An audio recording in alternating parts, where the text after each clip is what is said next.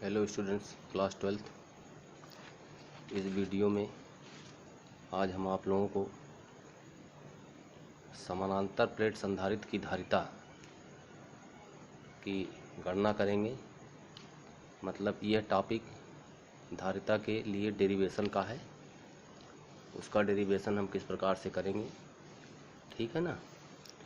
पिछले वीडियो में हमने आपको समांतर प्लेट संधारित्र के बारे में काफ़ी समझाया था। उसमें ये था कि जैसे सपोज कर लो ये कोई कंडक्टर है या कोई चालक है।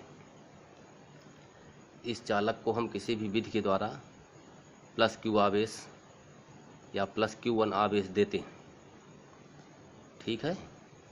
किसी भी विधि के द्वारा इस चालक को हम प्लस Q1 आवेश हमने आपको दिया, हमने इस चालक को दिया, तो यह चालक क्या करता है कि इस आवेश को अपने में स्टोर कर लेता है, मतलब अपने में संग्रहित कर लेता है। अच्छा, आवेश संग्रहित करने का मतलब कि इसमें इस चालक में एनर्जी स्टोर हो गई, ऊर्जा, ठीक है ना। वह ऊर्जा विद्युत ऊर्जा के रूप में वह इसमें स्टोर हो गई। अच्छा, अब हम क्या करते हैं कि इस चालक के समीप कोई एक अन्य कंडक्टर ला देते हैं, कोई अन्य चालक लाते हैं, ठीक है ना। तो अच्छा, अब पहले जब इससे हम Q1 आवेश दिए थे तो मान लो इसका पोटेंशियल V1 हो जाता है, क्योंकि किसी चालक को जब हम आवेशित करेंगे तो उसका विभव भी आवेश के साथ साथ विभव में भी परिवर्तन होता है और विभव भी बढ़ता जाता है। प्रारंभ में जब चालक पर कोई आवेश नहीं था, जब Q बराबर 0 था, तो विभव भी इसका शून्य था। जैसे जैसे हम इसको चार्ज देते चलते हैं उसका पोटेंशियल इसका बढ़ता चलता है, इसका विभव बढ़ता चलता है। तो हमने इसे प्लस Q1 आवेश दिया, वह आवेश इस चालक में स्टोर हो गया, ठीक है ना। Q1 आवेश देने के पश्चात इसका पोटेंशियल क्या हो गया, V1 हो गया। अब इसके समीप यदि हम कोई अन्य कंडक्टर लाते हैं जो कि आवेशित नहीं है, तो यह देखा गया है कि इसके विभव के मान में कमी हो जाती है। जैसे मान लीजिए कि पहले इसको Q1 आवेश देने पर इसका विभव सपोज कर लो कि 2 वोल्ट था, ठीक है ना। तो इसके समीप जब हम कोई एक अन्य अचालक माने कोई चालक पदार्थ लाएंगे, अन्य चालक जो कि आवेश रहित है, तो ये देखा गया है कि इस चालक के विभव में कुछ कमी आ जाती है। मान लो कि अब इसका विभव हो गया 1.5 वोल्ट, पहले 2 वोल्ट था, लेकिन इस जो मैंने चालक को लाए इसके समीप, तो इसके विभव में परिवर्तन हुआ, तो विभव में जो है कुछ न कुछ कमी हुई, तो इसका विभव 2 वोल्ट से कम होकर के 1.5 वोल्ट आ गया, ठीक है ना। तो इसका मतलब इसके विभव में कमी हो गई। विभव में कमी होने का तात्पर्य है कि इसको हम और आवेश दे सकते हैं। तो मान लिया कि इसको हम और आवेश दे दिया हमने, अब आवेश का मान हो गया प्लस Q2, ठीक है ना। अब आवेश का मान क्या हो गया, प्लस Q2। अच्छा, ऐसा क्यों होता है इसको समझो। ऐसा इसलिए होता है कि जो हम इसको आवेश दिए थे Q1, तो वह आवेश इसके पृष्ठ पर इस तरह से कलेक्ट हो जाता है, तो प्रेरण के द्वारा दूसरे वाले चालक के भीतरी पृष्ठ पर ऋण आवेश आ जाएगा, ठीक है ना, और बाहरी पृष्ठ पर यह धन आवेश आ जाता है। इसके बाहरी पृष्ठ पर ये सब आवेश अपने आप आते हैं प्रेरण के द्वारा। इंडक्शन होता है, इंडक्शन हम आपको पढ़ाएंगे, इलेक्ट्रिकल इंडक्शन, उसके द्वारा ये है प्रेरण के द्वारा इस पर ऋणावेश आ गया भीतरी माने इस प्लेट के भीतरी सतह पर, और बाहरी सतह पर धनावेश आ जाता है। तो ये ऋण आवेश क्या करता है कि इसके विभव में परिवर्तन करता है, यानी इसके विभव में जो है कमी करता है, और धन आवेश क्या करता है, इसका विभव बढ़ाना चाहता है। परंतु यह ऋण आवेश धन आवेश की अपेक्षा इसके समीप है, तो ऋण आवेश का जो है प्रभाव ज़्यादा होता है, तो इस कारण से इसके विभव में जो है कमी आ जाती है, इसी एक कारण से।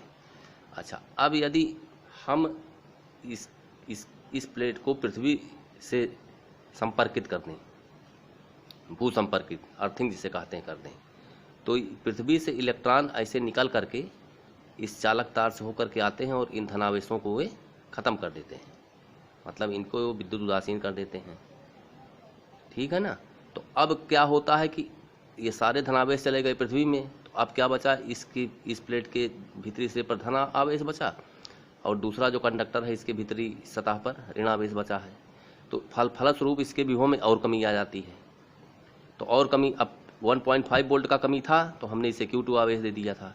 अब मान लो कि इसके विभव में कमी आ गई, अब केवल 1 वोल्ट रह गया, तो अब हम इस पर और चार्ज कलेक्ट कर सकते हैं। अब हमने मान लो कि और इसको आवेशित किया, तो अब कुल आवेश हो गया इस प्लेट पर Q3 आवेश। तो कैपेसिटर जो होते हैं, जो संधारित्र होते हैं, उनकी यही क्रियाविधि होती है, ठीक है ना। इसी क्रियाविधि के द्वारा वे एनर्जी को स्टोर किए रहते हैं, ठीक। तो अब इसकी कैपेसिटी कितनी है, इसका डेरिवेशन अब हम आपको करने चल रहे हैं, ठीक है ना। इसका डेरिवेशन समझिए। तो कैपेसिटर में क्या होता है कि धातु की दो लंबी और समतल प्लेटें होती हैं, एक प्लेट X है, एक प्लेट है Y। ये धातु की होती हैं बनी, मेटल्स की, ठीक है ना। और ये आमने सामने एक दूसरे से कुछ दूरी पर विद्युत रोधी स्टैंड के द्वारा ये स्थित हैं, ठीक है ना। और ये प्लेटें परस्पर ठीक पैरेलल होती हैं, समानांतर होती हैं, यानी ठीक इसके ये समानांतर है। अच्छा, इनके बीच में हम या तो वायु है या कोई हम विद्युत रोधी पदार्थ भी रख सकते हैं, ठीक है ना। उसको हम परावैद्युत पदार्थ कहते हैं। तो इस फिगर में देखो X और Y धातु की मेटल्स की दो प्लेटें हैं, ठीक है ना। प्रत्येक प्लेट का क्षेत्रफल A वर्ग मीटर है, A स्क्वायर मीटर। जितना इसका एरिया रहेगा उतना इसका भी एरिया रहेगा, एरिया बराबर है दोनों का क्षेत्रफल। तो प्रत्येक प्लेट का क्षेत्रफल कितना है, A वर्ग मीटर है, ठीक है ना। और इन प्लेटों के बीच की दूरी यहाँ से यहाँ तक ये कितनी है, D मीटर है, ठीक है। अच्छा, अब इस प्लेट को मान लो कि हम प्लस Q कूलाम आवेश दे रहे हैं, ठीक है ना। प्लेट X को प्लस Q कूलाम आवेश, ठीक है ना, दिया जा रहा है। तो प्रेरण के द्वारा प्लेट Y के भीतरी सिरे पर माइनस Q कूलाम का आवेश एकत्र हो जाएगा, माइनस Q कूलाम का आवेश, ठीक है। अब इसके जो बाहरी तल का जो धनावेश है, जैसा अभी पीछे आपको समझाया था, ये धनावेश चूँकि ये दूसरी प्लेट का बाह्य सिरा अर्थिंग है, मतलब उसको किया गया है भूसंपर्कित, तो इसके सारे जो धनावेश हैं वो पृथ्वी से आने वाले इलेक्ट्रॉनों के द्वारा न्यूट्रलाइज्ड हो जाएंगे, ठीक है ना। तो इस तरह से इस पर धनावेश और इस पर ऋणावेश भीतरी प्लेट पर दूसरे वाले के। तो हम जानते हैं कि यदि प्लेटों पर आवेश का पृष्ठ घनत्व सिग्मा है,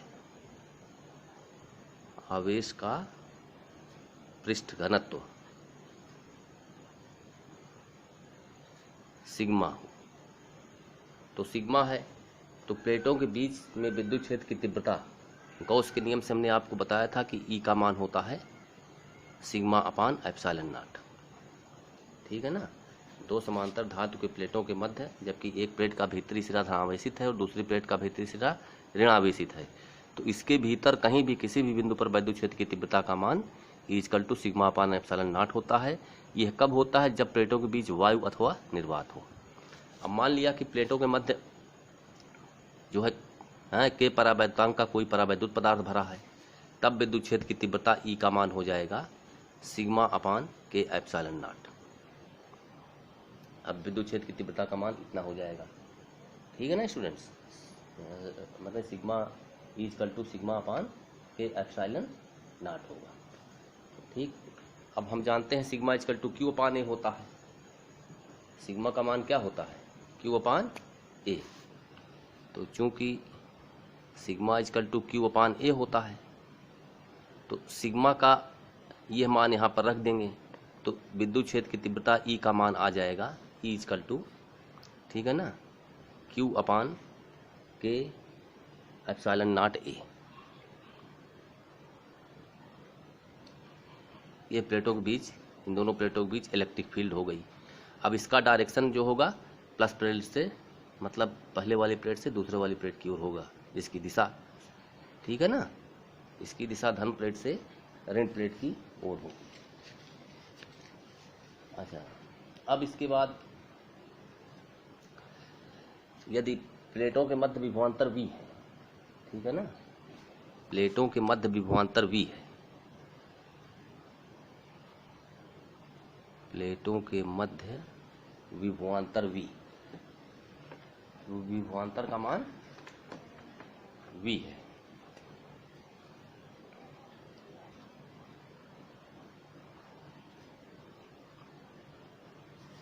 तो हम जानते हैं E क्या होता है, V upon D। E v by D होता है, ठीक है। E का मान v अपान डी होता है, या v equal to E D, विभवांतर बराबर विद्युत क्षेत्र की तीव्रता गुणे दूरी, ठीक है ना। डी क्या है, दोनों प्लेट के बीच की दूरी। अब E का मान यहाँ से रख दीजिए, पुट कर दीजिए, तो v इक्वल टू मिल गया Q इंटू डी, यहाँ Q है यहाँ D है, तो Q into D upon K epsilon naught ए।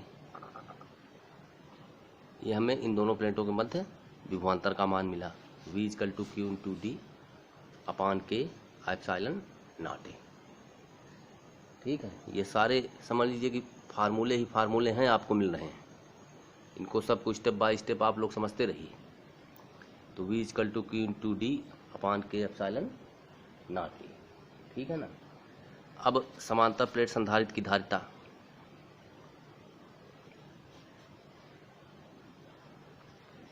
समांतर प्लेट संधारित्र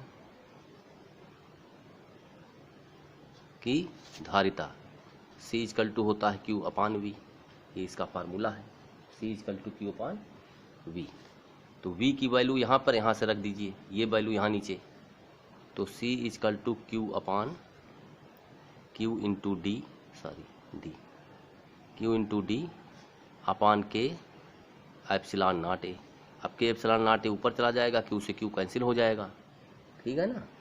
तो ये हमें मिला C का मान के epsilon naught A upon D. तो ये समांतर प्लेट संधारित्र की धारिता का हमें फार्मूला मिल गया, C इक्वल टू के epsilon naught A upon D, ठीक है ना।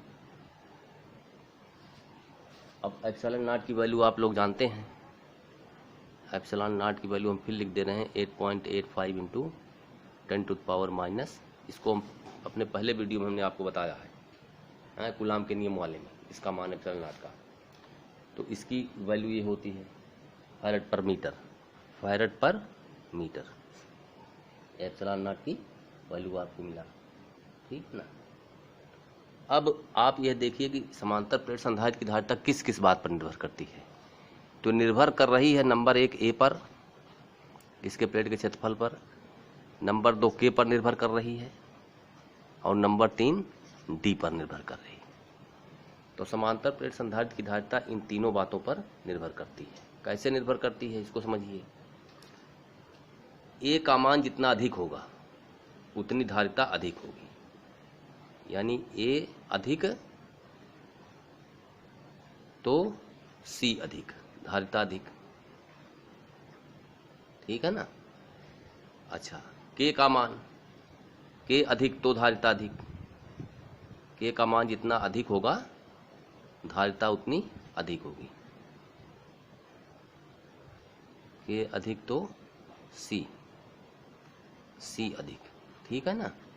के का मतलब परावैद्युत पदार्थ का परावैद्युतांक जितना ज़्यादा होगा समांतर प्लेट संधारित्र की धारिता उतनी अधिक होगी। उतनी अधिक होने का मतलब कि अपने में उतनी अधिक एनर्जी स्टोर कर सकता है, ठीक है ना। ये अपने में उतनी अधिक एनर्जी को स्टोर कर सकता है।